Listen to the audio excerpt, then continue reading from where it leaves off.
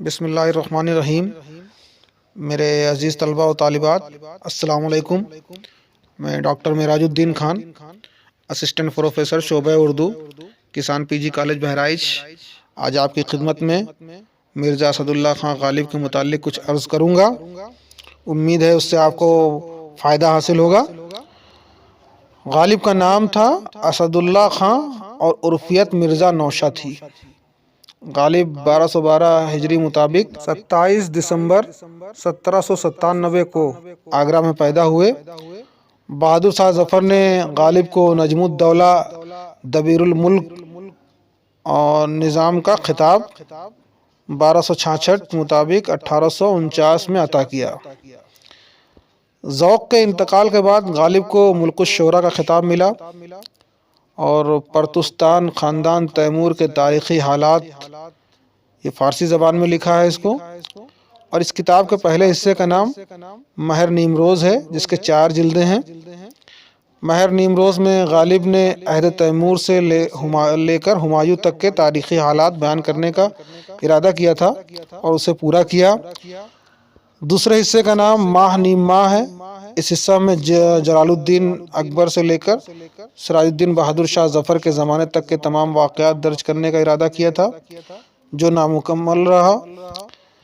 غالب کو اپنی ترکیبوں پر بڑا ناز تھا۔ ایک ماہ نیم ماہ اور دوسرا اس طریقے سے لکھا، اور ایک روزنامچہ لکھا دستمبو کے نام سے۔ اس میں غالب نے فارسی زبان میں اس کو لکھا اور مئی 1857 سے لے کر 1858 تک غدر کے حالات قلم بند کیے۔ اور ایک لکھا جو ہے قاطع برہان، محمد حسین تبریزی کی فارسی ناز برہان قاطع میں پائی جانے والی غلطیوں کی نشاندہی کی اور اس کی اصلاح کی۔ ان کتابوں کے جواب میں غالب کے دوست لطائف غیبی نے اس پر لکھا جو ہے سوالات کے جوابات لکھے، اور درفش قادیانی کے نام سے قاطع برہان کے اعتراضات کا جوابات دیا اس میں، اور ایک لکھا پنچ آہنگ گل رانا۔ تو یہ سب غالب کے کارنامے ہیں۔ غالب کو نشاط کا شاعر ممتاز حسین نے قرار دیا ہے، اور غالب کو پہلا فلسفی شاعر یوسف حسین نے کہا ہے، اور غالب کو خود بھی احساس تھا کہ وہ اندلیم گلشن کا نافریدہ ہیں۔ اقبال نے غالب کا مقابلہ گوئٹے سے کیا ہے، اور غالب کے کلام کو جلوہ صدرنگ سرور کہا ہے۔ تو یہ غالب کی بہت ساری خصوصیات ہیں، اور وقت گزرنے کے ساتھ ساتھ اس میں اضافہ ہی ہوتا جا رہا ہے۔ اور جب ان میں سب سے بڑی خوبی یہ ہے کہ غالب ایک فلسفی شاعر تھے جو ہے، اور وہ ان کی شاعری پڑھ کر ہم جو ہے غور و فکر کرتے ہیں، اور فلسفے کا یہی کام ہے۔ اور سب سے پہلے جو اگر ہم کسی کو فلسفی شاعر کہہ سکتے ہیں تو وہ غالب ہیں، اور غالب سے ہی یہ چیز اقبال نے حاصل کی۔ اقبال نے تو فلسفے میں پی ایچ ڈی کیا جو ہے، اور اقبال کو ان کا معنوی فرزند کہا جاتا ہے۔ اور غالب کے کلام کی ایک خوبی یہ تھی کہ اس میں تہذاری پائی جاتی ہے، مطلب ان کو جب آپ دیکھیے تو اس کے اندر ابھی بھی معنی نکلتے ہی جا رہے ہیں۔ ہر انسان اپنے حساب سے اس کو سمجھتا ہے۔ جیسے ان کے دیوان کا سب سے پہلا شعر ہے، نقش فریادی ہے کس کی شوخی تحریر کا، کاغذی ہے پیرہن ہر پیکر تصویر کا۔ تو ایران میں ایک رسم تھی کہ جب کوئی فریاد کرنے جاتا تھا تو کاغذ کا لباس پہن لیتا تھا، وہ اس طرح اشارہ ہے جو ہے۔ تو غالب بے پناہ خوبیوں کے مالک تھے جو ہے، اور گزرے لمحوں نے ان کے فن کو گرد آلود کرنے کے بجائے اسے اور بھی نکھارا ہے۔ غالب کی شاعری میں جو ہے بڑی تہذاری ہے، بڑا کامدار شاعری ہے، اور اس میں بیک وقت دل اور دماغ دونوں کو آسودہ کرنے کی صلاحیت ہے۔